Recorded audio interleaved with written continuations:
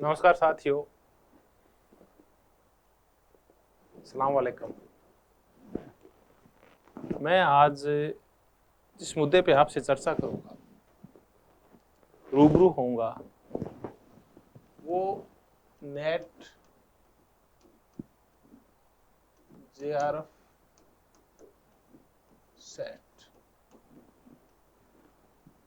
इनका जो सिलेबस है उसकी जो यूनिट 6 है उसकी चर्चा करूंगा। ये सीरीज का 6वां वीडियो है जिसमें मैं सिलेबस डिस्क्राइब करता हूँ कि सेट नेट जेआरएफ का सिलेबस क्या है, कितनी यूनिट्स में बंटा हुआ है, और ये जो चर्चा चल रही है वो पॉलिटिकल साइंस को लेके है।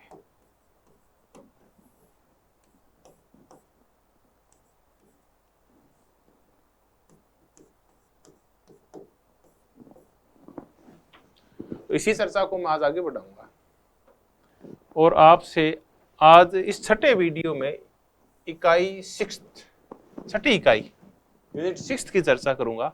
भारत की विदेश नीति इस यूनिट का नाम है। अंतर्राष्ट्रीय संबंध अलग से एक यूनिट है जिसमें से 10 क्वेश्चंस आने हैं अगर सही पेपर बनाया जाए तो एनटीए के द्वारा। और भारत की विदेश नीति ये भी एक पूरा यूनिट है जिसमें से 10 क्वेश्चंस आने हैं। तो इस भारत की विदेश नीति में है क्या, ये मैं बताऊं उससे पहले मैं आपको ये बताऊं कि आज इस टॉपिक के साथ, इस यूनिट और इस सिलेबस डिस्क्राइब के साथ, सिलेबस के विश्लेषण के साथ साथ मैं आपको भारत की विदेश नीति के जो शुरुआती 8 साल है वो करवाऊंगा। मैं आपको नेहरू जी की प्रारंभिक जो विदेश नीति थी, जब भारत का अभ्युदय हो रहा था एक स्वतंत्र राष्ट्रीय शक्ति के रूप में, उसकी मैं चर्चा करूंगा। 1947 से लेकर 1955 तक, 1947 टू 1955, यहां तक जो भारत की विदेश नीति क्या थी इन सालों में, इसने क्या रूप लिया, कैसे नींव तैयार की गई और कैसे भारत एक स्वायत्त स्वतंत्र विदेश नीति लेके सामने आया वैश्विक समुदाय के सामने और अपनी एक इंडिविजुअल आइडेंटिटी बना पाया, एक स्वतंत्र पहचान कैसे कायम कर पाया, मैं इसकी भी चर्चा करूंगा। तो पहले शुरुआत करते हैं। लंबी चर्चा नहीं होगी, चर्चा 15-20 मिनट की होगी कुल मिला के। पहले मैं आपको भारत की विदेश नीति है, इसमें इसका सिलेबस क्या है, इसके ऊपर चर्चा करते हैं, इसका विश्लेषण करते हैं। पहले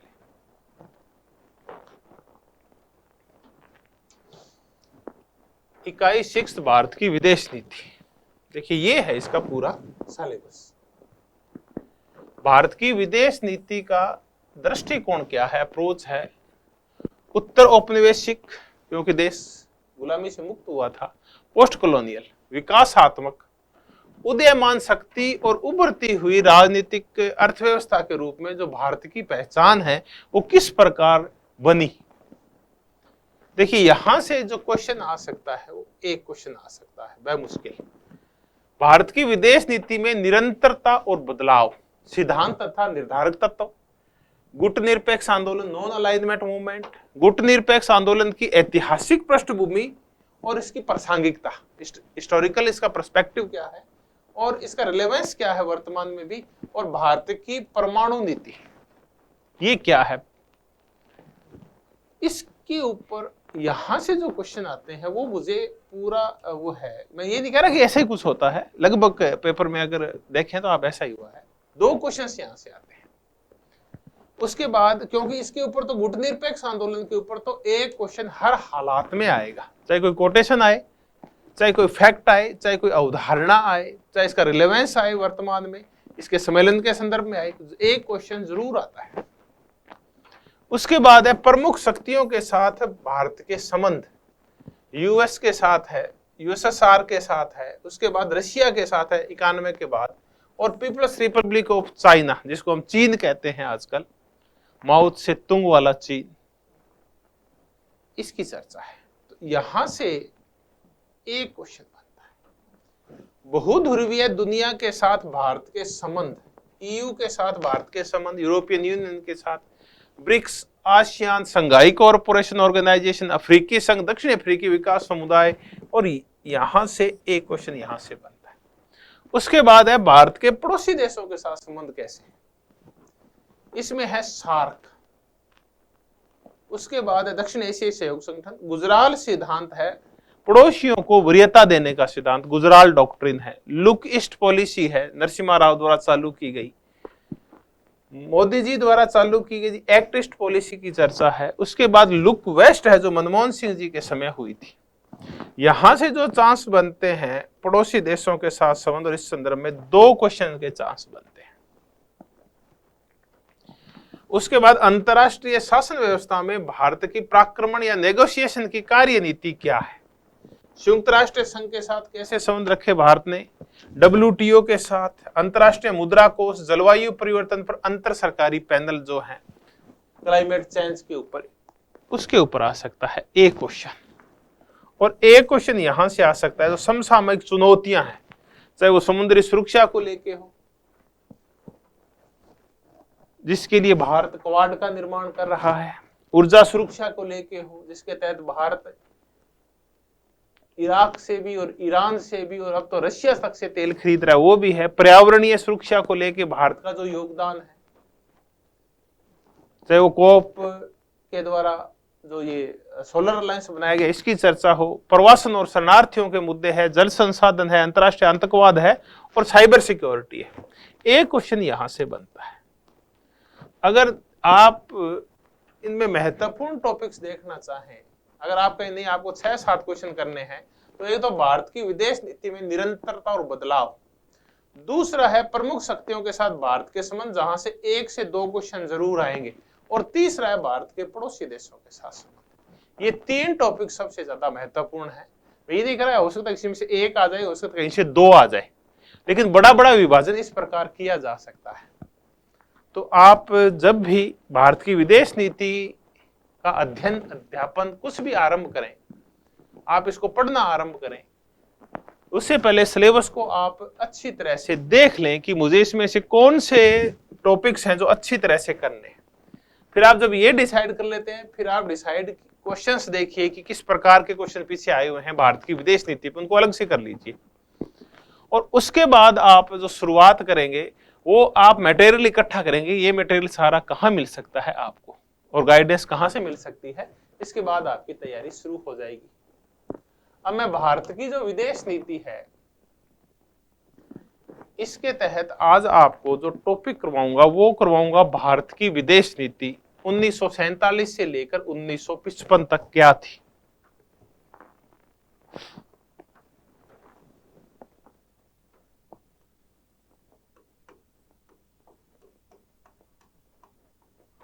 अंतरराष्ट्रीय कूटनीति, भारत का अभ्युदय, भारत की इमर्जिंग की अंतरराष्ट्रीय कूटनीति में भारत का अभ्युदय कैसे हुआ, और मैं चर्चा करूंगा 1947 से लेके और 1955 तक की। हम 2 काल बांट लेते हैं। ये वो काल है जब भारत की विदेश नीति की नींव तैयार हो रही है, और इस नींव के ऊपर फिर भारतीय विदेश नीति का आगे का पूरा भवन खड़ा किया गया, और ये इतनी सॉलिड थी भारत की इस समय की विदेश नीति कि उसके ऊपर एक बहुत अच्छा भवन खड़ा हुआ, और उस भवन के कंगूरे हैं वो आज तक चमक रहे हैं। तो ये है आज विदेश नीति से रिलेटेड टॉपिक।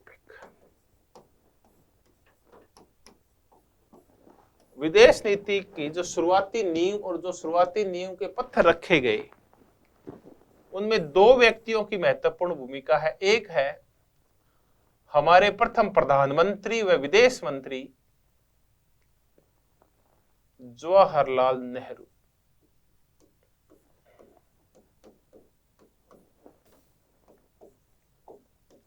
दूसरा हम चर्चा करेंगे वी कृष्ण मेनन की, जो चीन में हमारे राजदूत रहे, ब्रिटेन में राजदूत रहे, और ये कृष्ण मेनन 1962 के इंडो चाइना वार के समय भारत के रक्षा मंत्री भी थे। बाद में कृष्ण मेनन को उनके इस पद से हटाया गया, क्योंकि चाइना वार में भारत को हार का मुंह देखना पड़ा था। उसके बाद वीपी कृष्णा मेनन को हटाया गया। इनका भी योगदान है। देखिए, सब नकारात्मक नहीं, इनका सकारात्मक योगदान भी है। तो जवाहरलाल नेहरू जी ने भारत की विदेश नीति की जो नींव तैयार की, उसमें वो कहां सफल रहे, कहां असफल रहे, ये आज हम कह सकते हैं। देखिए, जब भी विदेश नीति में कोई कदम उठाया जाता है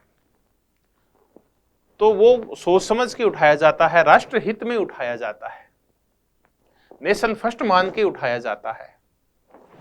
लेकिन इसका आंकलन है वो बाद का भविष्य करता है कि कई बार कुछ चालें हैं वो उल्टी पड़ जाती है और कुछ चालें हैं जो सीधी पड़ जाती है। जब विरोधियों को मौका मिलता है तो फिर जो सकारात्मक चालें हैं उनको छुपा दिया जाता है, और नकारात्मक जो कुछ हुआ, हालांकि उस टाइम इच्छा नहीं होती, घटनाएं इस प्रकार घटित होती है कि चाल चलने वाला कोई एक देश नहीं होता, और देश भी चालें चलते हैं।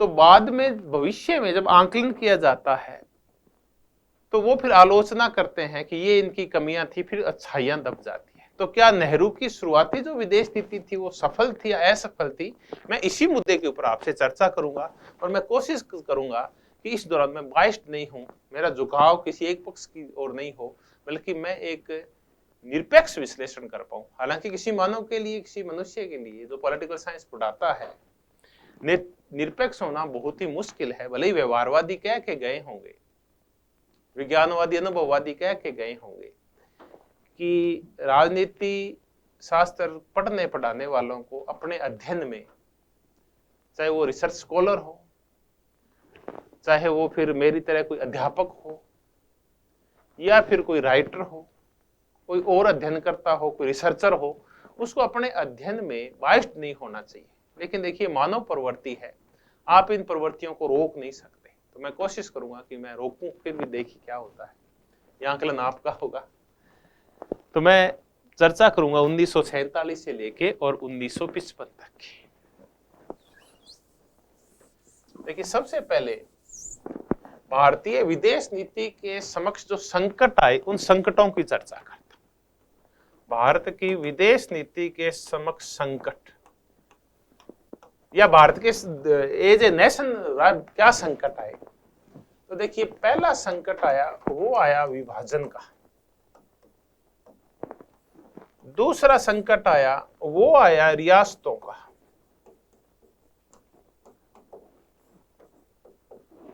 तीसरा जो संकट आया, वो आया सुरक्षा। पहले मैं संक्षिप्त चर्चा इन तीनों संकटों पे करूंगा चर्चा, और ये सारे मुद्दे हैं 1947 से, और कहां तक रखेंगे हम 1955 के मध्य तक। हो सकता है कई बात आगे चली जाए। देखिए, भारत का विभाजन कर दिया गया। देखिए, दोषी अंग्रेज भी थे और दोषी हिंदू और मुस्लिम भी थे। अंग्रेजों के दो उद्देश्य थे भारत का विभाजन करने के। एक उद्देश्य तो ये था डिवाइड एंड रूल, कि बांटो और राज करो। और 1909 से ही भारत शासन अधिनियम से, मार्लेमेंटो सुधारों से ही उन्होंने इसकी शुरुआत कर दी थी। यह कहा गया, मार्ले ने यह लिखा कि हमने अब नाग के दांत बो दिए हैं, और नाग का जो विष फैलेगा तो बहुत घातक होगा इस देश के लिए। वो विष फैला 1947 में, जब भारत के दो टुकड़े हो गए, भारत और पाकिस्तान के रूप में। चाहे वो जिन्ना की हठधर्मिता थी, या फिर वो नेहरू और पटेल की सत्ता की भूख थी, या फिर गांधी की नीतियों की असफलता कह लीजिए विभाजन के संदर्भ में, उनकी दृढ़ निश्चयता का अभाव कह लीजिए, या फिर हिंदुओं और मुस्लिमों की कट्टरता कह लीजिए। बहुत सारे गुनहगार थे, जैसा कि लोहिया जी कह के गए हैं, इंडियाज पार्टीशन के जो भी गुनहगार हैं उनके ऊपर उन्होंने पुस्तक लिखी। तो ये विभाजन हो गया। अंग्रेज भी यही शो करना चाहते थे कि भारत की एकता और अखंडता सिर्फ अंग्रेजों के ब्रिटिश काल में ही संभव है। अगर ब्रिटिश चले गए तो ये देश विभाजित हो जाएगा। देखिए खुद इसीलिए विभाजन करके गए थे, सिर्फ ये साबित करने के लिए कि सिर्फ ब्रिटेन ही है जो भारत को एक रख सकता था। तो खैर देश आजाद हो गया, ये इतिहास की घटना है, चाहे दर्द हो, लेकिन कई बार जब कोई नासुर तंग करने लग जाए तो कई बार अंक काट देते हैं तो वो आगे नहीं फैलता, होता है कई बार ऐसा। तात्कालिक परिस्थितियों में ऐसा हुआ। अगला संकट आया वो रियासतों का आया। पहले मैं ये बताऊं कि विभाजन से परिणाम क्या निकला। फिर परिणाम विदेश नीति के संदर्भ में ये निकला कि पड़ोस में एक दुश्मन खड़ा हो गया और इस दुश्मन की चालों ने आज तक हमारी नाक में दम कर रखा है। दूसरा संकट आया रियासतों का। जब अंग्रेज जाने लगे तो उन्होंने पैरामाउंट सी, सर्वोच्चता कहते हैं पैरामाउंट सी,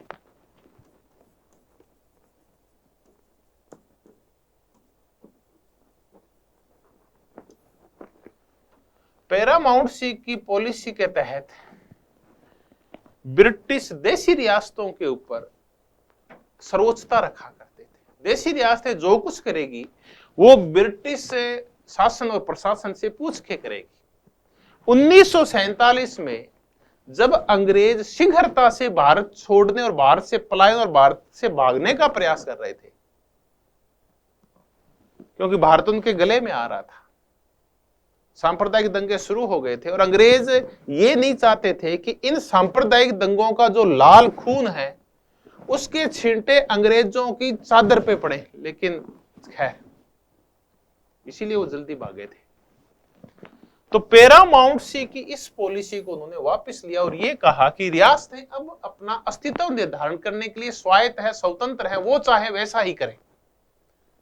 तब कुछ रियासतों के मन में उमंग पैदा हुई।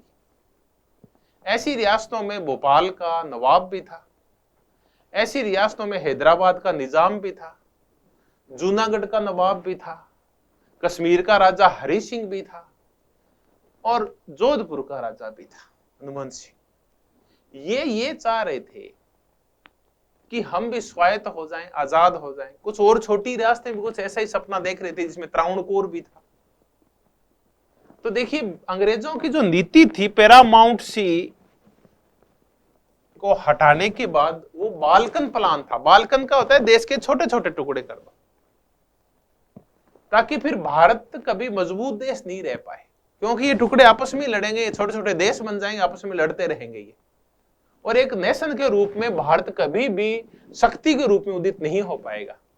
लेकिन गनीपन मानिए कि भारत के पास एक लौह पुरुष था, सरदार वल्लभ भाई पटेल, जिसने अधिकांश ऐसी समस्याओं का समाधान कर दिया।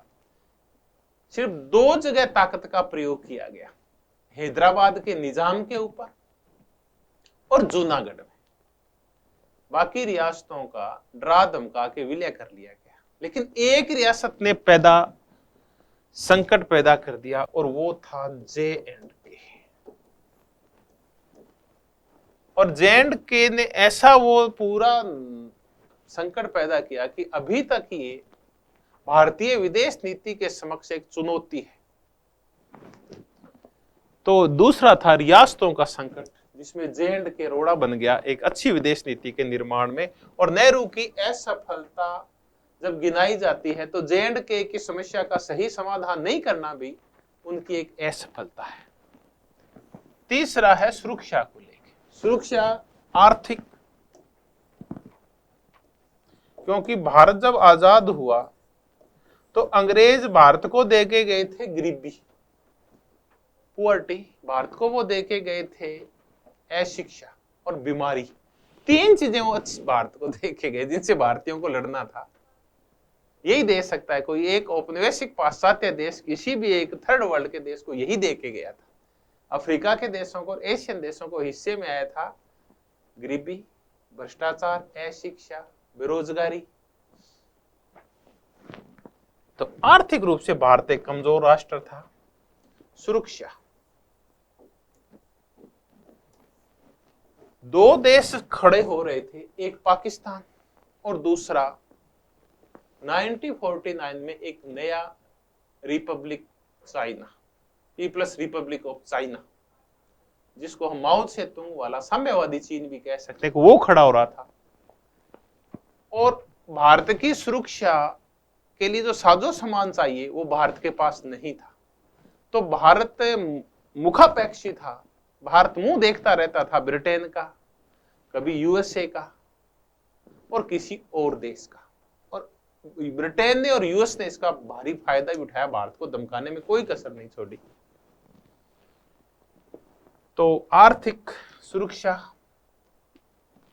दूसरा आपकी भौगोलिक सुरक्षा, ये दो महत्वपूर्ण मुद्दे मान लेते हैं। अब आगे का जो अपनी चर्चा होगी कुछ घटनाओं के माध्यम से इन चीजों को समझना होगा और विभिन्न देशों के साथ संबंधों को समझना होगा। आज जब अपन चर्चा करेंगे तो चर्चा की शुरुआत करेंगे हमारे प्रिय पड़ोसी देश पाकिस्तान से, फिर रिपब्लिक चाइना से, पीपल्स रिपब्लिक ऑफ चाइना, या एक बार मैं उसको चीन लिख देता हूं, फिर मैं यूएसए की चर्चा करूंगा और यूएसएसआर की चर्चा करूंगा। पाकिस्तान, देखिए जब भी हम नेहरू जी की विदेश नीति पढ़ते हैं तो हम ये पढ़ते हैं कि नेहरू जी की जो विदेश नीति थी तो वो आदर्शवादी थी, वो रोमांटिक थी, यथार्थ से परे थी। लेकिन भारत को यथार्थ राजनीति का जो पहला परिचय करवाया, रियल पॉलिटिक का जो पहला परिचय करवाया, वो पाकिस्तान ने करवाया, और ये था 1948 का कबायली हमला।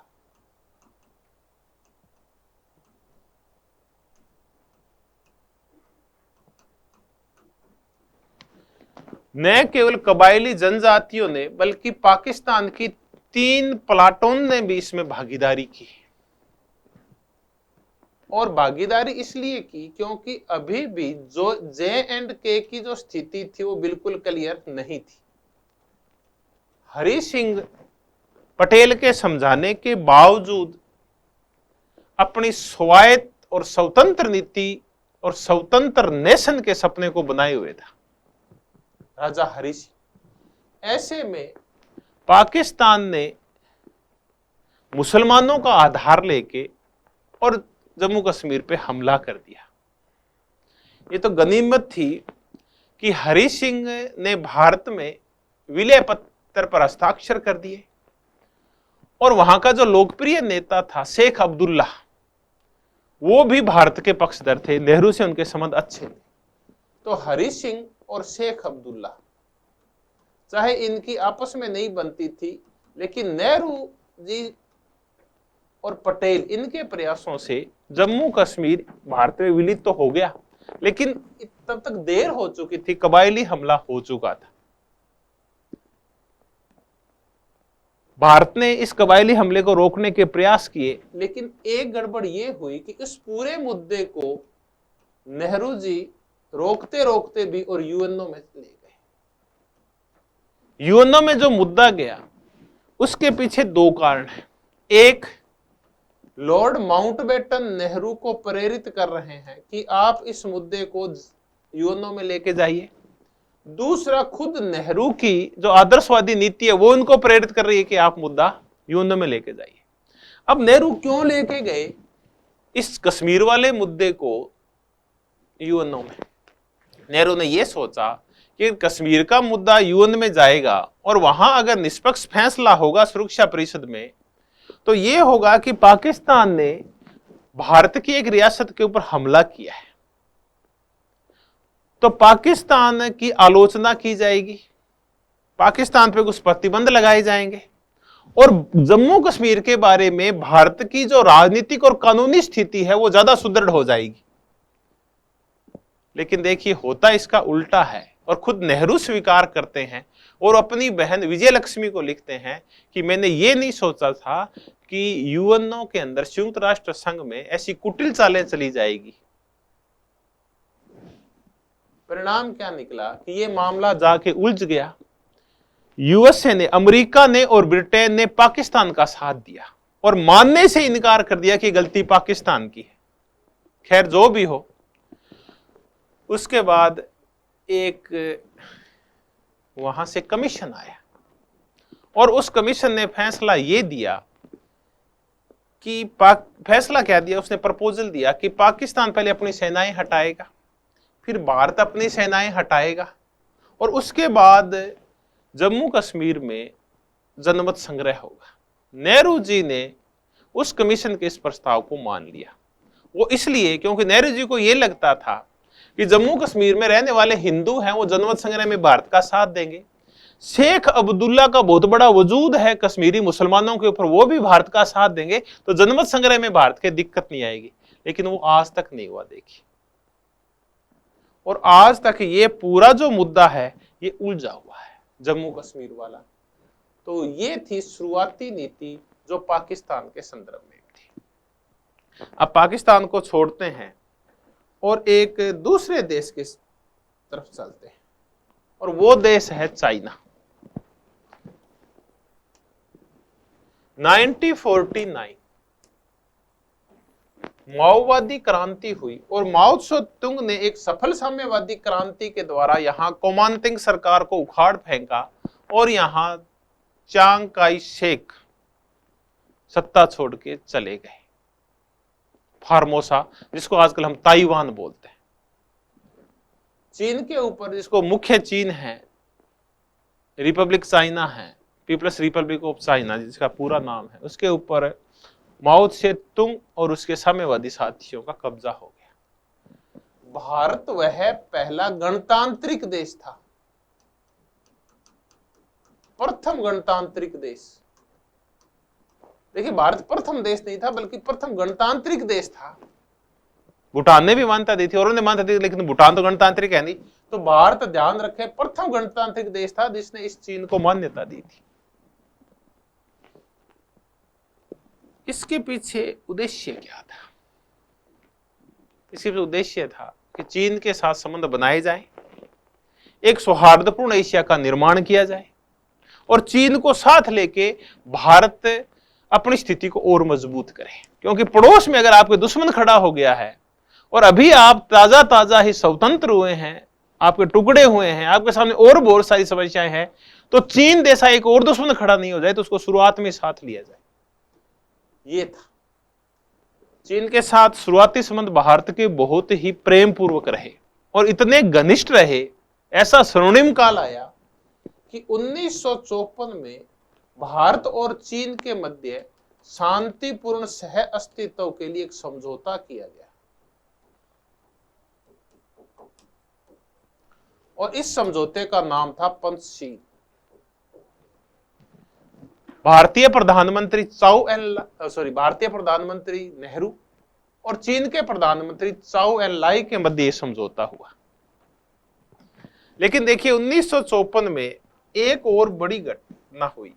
अगले ही साल 55 में भारत पाक और चीन के संबंधों में वहां से दिक्कत होना शुरू होती है।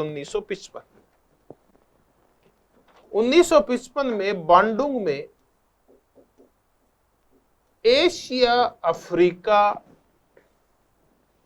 नेशंस का, एशियन अफ्रीकन नेशंस कॉन्फ्रेंस होनी थी, सम्मेलन होना था। एशिया अफ्रीका देशों का बांडुंग का सम्मेलन, जिसके बारे में हम पढ़ते हैं कि यहां नींव रखी गई थी नेम की।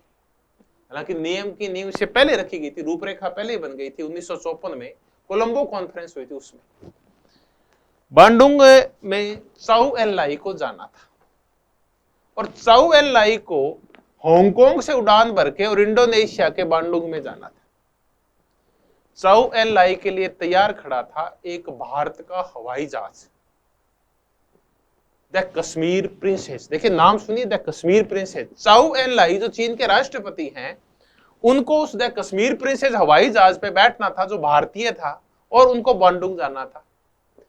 देखिए, जब ये भनक यूके और यूएसए को लगी तो उन्होंने चाओ एन लाई के उस जहाज को बम विस्फोट के द्वारा आसमान में ही उड़ाने का निश्चय कर लिया।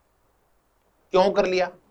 क्यों मारना चाहते हैं चाओ एन लाई को यूके और यूएसए के जो कूटनीतिज्ञ हैं वो इसलिए कि इसे एक तीर से कई निशाने सधेंगे। चीन को डराया जा सकेगा, भारत और चीन के संबंध खराब किए जा सकेंगे, क्योंकि हवाई जहाज कहां का? भारत का। लेकिन देखिए इसकी भनक चीन को पहले लग गई थी और चाउ एन लाई दूसरे जहाज से गुपचुप तरीके से बांडुंग पहुंच गए। लेकिन कुछ हद तक यूके यूएसए थोड़े बहुत सफल हो गए थे चीन के मस्तिष्क में ये घुसाने के कि ये भारत की चाल थी। खैर जो भी हो, कितनी बड़ी घटना घटते घटते रह गए। 1955 में जब बांडुंग का सम्मेलन हुआ तो एक गड़बड़ और हुई। नेहरू जी ने एशिया और अफ्रीका के नेताओं से परिचय कराया कि ये है चाइना के प्रधानमंत्री चाउ एन लाई। इसका तात्पर्य आपको तो सब जानते हैं, लेकिन चाउ एन लाई है ये तो अननोन आदमी, इसको कोई नहीं जानता, तो आप इसका परिचय करा रहे हो। चाउ एन लाई और चाइना के कूटनीतिज्ञों को ये बात भी बुरी लगी और चाइना भी कभी नहीं चाहता था कि भारत एक शक्ति के रूप में उसके बराबर खड़ा हो जाए, क्योंकि एशिया में ये दोनों राष्ट्र अपने अपने प्रभुत्व स्थापना के लिए अग्रेसिव थे। चाइना कह रहा था मैं शक्तिशाली हूं, भारत के नेहरू जी कह रहे थे मैं शक्तिशाली हूं। नेहरू जी को पता था कि चाइना क्या कर सकता है, लेकिन नेहरू जी की मजबूरी थी, क्योंकि भारत एक देखिए कमजोर राष्ट्र था तब तक। आज के मुद्दे अलग हैं, आज तो परमाणु बम आ गए, कोई किसी से कमजोर नहीं है। पाकिस्तान भले कितना ही कमजोर हो, लेकिन परमाणु बम है तो कभी भी भारत उसको दबा नहीं सकता। आज की स्थितियां अलग है, लेकिन उस समय की स्थितियां अलग थी। तो ये मैंने आपको बांडुंग का सम्मेलन, पंचशील और चाउ एन लाई की हत्या की जो षड्यंत्र रचा गया उसका पर्दाफाश और इस संदर्भ में क्या कूटनीति हुई उसकी चर्चा की। अब मैं आपसे चर्चा करूंगा यूएस की, कि यूएस के और भारत के संबंध कैसे थे, क्योंकि महाशक्तियों के साथ संबंध है। देखिए यूएस के साथ हमारे संबंध नहीं थे। ट्रूमैन को यह लगता था कि भारत उसकी राह में रोड़ा है। जो शुरुआत राष्ट्रपति है 1947 में यूएस के, क्योंकि नेहरू जी 1948 में यूएसए गए थे तो उनको खास तवज्जो नहीं दी गई। ट्रूमैन ये सोचता था कि नेहरू की जो आदर्शवादी नीति है, दोनों गुटों को साधने के, दोनों गुटों से पर्याप्त दूरी बनाए रखने की जो नीति है वो नीति अच्छी नहीं है। वो ये सोचते थे कि भारत को सहायता हम दें और भारत हमारा ही पक्षधर नहीं हो तो फिर भारत को सहायता ही क्यों दे। ट्रूमैन चले गए, आइजनहोवर आए, तो आइजनहोवर भारत के प्रति सॉफ्ट कॉर्नर रखते थे, लेकिन उनका जो स्टेट सेक्रेटरी था, विदेश मंत्री था, जॉन फोस्टर डलेस, वो भारत के बारे में अच्छी सोच नहीं रखता था। उसका यह कहना था या तो आप हमारे साथ हैं या आप हमारे साथ नहीं है तो आप हमारे दुश्मन है। इसका मतलब आपको एक खेमे में तो जाना होगा, चाहे तो आप यूएसएसआर के साथ है चाहे यूएसए के साथ है। अगर आप यूएसए के साथ नहीं है तो कोई थर्ड फ्रंट नहीं है, बल्कि आप यूएसएसआर के साथ है। लेकिन देखिए एक काम तो सही हुआ, यूएस ने दो बड़े जोरदार काम किए भारत के लिए। पहला काम 1960 के दशक तक अंत आते आते जब कैनेडी आए तब यूएस ने एक प्रपोजल रखा नेहरू जी के समक्ष कि नेहरू जी हम आपको बना रहे हैं यूएनओ की जो सुरक्षा परिषद है, सिक्योरिटी काउंसिल है, उसका स्थायी सदस्य है। देखिए कितनी बड़ी बात है। भारत पिछले 60 साल से, 60 क्यों हो गए, अब तो 70 साल हो गए, और 70 क्यों हो गए, 75 हो गए, 75 वर्ष का 8 बताइए, प्रयास कर रहा है कि वो यूएनओ की स्थायी सदस्य बन, यूएनओ की सुरक्षा परिषद का स्थायी सदस्य बन जाए। आज जो 5 स्थायी सदस्य हैं उनमें चीन नहीं होता, उसकी जगह भारत था। जब ये प्रपोजल रखा गया भारत के समक्ष कि हम आपको स्थायी सदस्यता दे रहे हैं, उस समय वर्तमान चीन था, ये नहीं था सुरक्षा परिषद का स्थायी सदस्य, बल्कि उसकी बजाय ताइवान था। पश्चिमी शक्तियां उस ताइवान को ही चीन कहा करती थी, तो उस ताइवान को हटाना बहुत आसान था सुरक्षा परिषद से, और उसकी जगह भारत को लिया जा सकता था सुरक्षा परिषद में। अमेरिका यह सोचता था कि सुरक्षा परिषद में भारत आ गया तो एक तो अमेरिका समर्थक देशों की संख्या बढ़ जाएगी, क्योंकि देखिए उससे सुरक्षा परिषद में 5 सदस्य थे जिसमें ताइवान का महत्व तो था ही नहीं, ये मानिए आप। तो 4 ही मान लीजिए, फ्रांस, ब्रिटेन, और यूएसएसआर और यूएस। इन चारों में यूएसएसआर एक तरफ होगा, भारत और आ जाएगा तो 4 देश एक तरफ होंगे, यूएसएसआर एक तरफ होगा, एक। दूसरा भारत अमेरिका के खेमे में आ जाएगा, 2। तीसरा इससे भारत और रिपब्लिक चाइना, माओ त्से-तुंग वाले साम्यवादी चाइना के संबंध खराब हो जाएंगे। तो अमेरिका एक तीर से कई निशाने साधना चाह रहा था।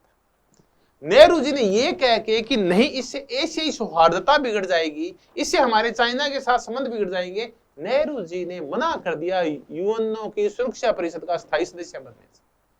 परिणाम आज तक भुगत रहे हैं। आज हम भांति भांति की दलील दे रहे हैं, हम सबसे बड़े लोकतंत्र हैं, हमने यूएनओ की शांति सेनाओं में इतना बड़ा भाग लिया है, हम इतनी बड़ी इकोनॉमी है, हम शांति प्रिय देश हैं, हम एथिक्स पे चलते हैं, हजार तर्क करते हैं, फिर भी सदस्य नहीं बन पाए। तो इस बार मौका था, लेकिन हम चूक गए। एक सफलता था, असफलता है ये। दूसरा, यूएसए ने जब 1962 में चाइना आक्रमण किया, तो देखिए एक मजेदार तथ्य देखिए क्या हुआ उस दौरान। उस दौरान अमेरिका ने भारत की सहायता के लिए बंगाल की खाड़ी में एक जहाजी बेड़ा भेजा, 7वां जहाजी बेड़ा जिसका नाम है, या इसको जहाजी बेड़ा कहें, जिसका नाम था यूएस एंटरप्राइज।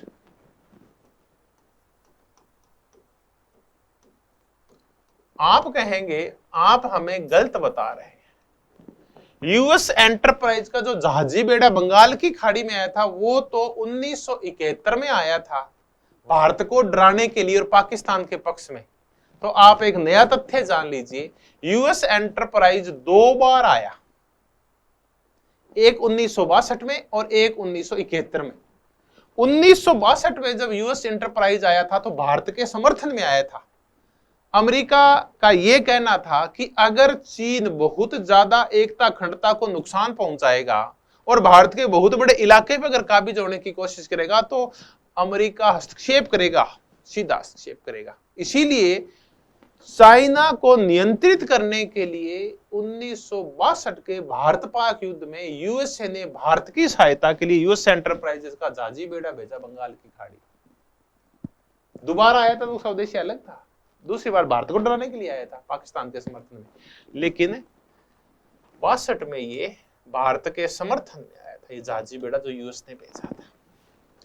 खैर कनेडी आए तो भारत के संबंध सुधर गए, आगे फिर चर्चाएं कर लेंगे। अब देखें कि यूएसएसआर के साथ संबंध। देखिए यूएसएसआर का जो स्टालिन था उस टाइम राष्ट्रपति, जब भारत आजाद हुआ तो भारत ने 2 जोरदार काम किए थे। एक काम तो ये किया कि भारत ने चाइना के स्वतंत्र होते ही साम्यवादी देश को मान्यता दे दी, यानी भारत प्रथम गणतांत्रिक देश। तो इससे तो यूएसएसआर को खुश होना था, क्योंकि वो भी तो रिपब्लिक चाइना का, माओवादी चाइना का दोस्त था। दूसरा, जो उत्तरी कोरिया और दक्षिणी कोरिया का आपस में युद्ध हुआ, उत्तरी कोरिया की गलती थी, उसके बावजूद भारत न्यूट्रल रहा और उसने शांति सेना नहीं भेजी पाश्चात्य देशों के साथ, बल्कि उसने वहां डॉक्टरी सहायता जरूर भेजी। और एक मजेदार और चीज देखिए कि भारत देखिए कैसी उभरती हुई शक्ति थी, सिर्फ नकारात्मक पक्ष नहीं है। यूएसएसआर को एक बार छोड़ते हैं, 1950 के बाद जब कोरिया का युद्ध शांत हो गया तो 15,000 कोरियाई चाइना के जो सैनिक थे उनको कैद किया हुआ था पाश्चात्य देशों के द्वारा दक्षिण कोरिया के समर्थन में। तब उनकी वापसी के लिए और इस पूरे मुद्दे को सुलझाने के लिए एक न्यूट्रल नेशंस का, एक निर्लिप्त देशों का एक कमीशन तैयार किया गया। देखिए भारत की कितनी बड़ी इमेज है, और उस कमीशन के में 5 देशों के सदस्य थे और उसका अध्यक्ष भारत को बनाया गया। जनरल थिमैया इसके अध्यक्ष थे। कोरिया युद्ध के बाद जो कैदियों के आदान प्रदान के लिए जो वो बना था कमीशन, और पीएन हक्सर उसके राजनीतिक सलाहकार थे, जो बाद में इंदिरा गांधी के प्रमुख सचिव रहे थे। तो देखिए भारत कितनी बड़ी भूमिका निभा रहा है देश की आजादी के 3 साल बाद। तो खैर मैं कह रहा था कि उत्तरी कोरिया की गलती है, फिर भी भारत चुप है, तो इससे यूएसएसआर को खुश होना था। वो साम्यवादी चीन को मान्यता दे रहा है, इससे भी रशिया को खुश होना था। लेकिन नहीं, स्टालिन तो खुश नहीं हुआ, क्योंकि स्टालिन ये माना करता था कि भारत जिस औपनिवेशिक गुलामी से मुक्त हुआ है, आज भी भारत के जो नेता हैं वो इलीट्स हैं जिनका रंग चेंज हुआ है, मानसिकता आज भी ब्रिटिश है। और भारत की जो आजादी है उसमें कोई भूमिका नहीं है भारत के सर्वहारा की, बल्कि ये तो शहरी लोगों के द्वारा की गई क्रांति थी। तो बुर्जुआ स्वतंत्रता संग्राम था जो पूंजीपतियों की सहायता से चला था। तो साम्यवादी स्टालिन भारत के साथ संबंध का पक्षधर नहीं था, लेकिन स्टालिन के मरते ही भारत के और यूएसएसआर के संबंध अच्छे हो गए। 53 में मरा और 55 में ख्रुश्चेव, जो 54 में वहां के बनते हैं, स्टालिन की मौत के बाद ख्रुश्चेव राष्ट्रपति बने, यूएसएसआर के ख्रुश्चेव, और बुल्गानिन वहां के प्रधानमंत्री बने। 1955 में दोनों भारत आए।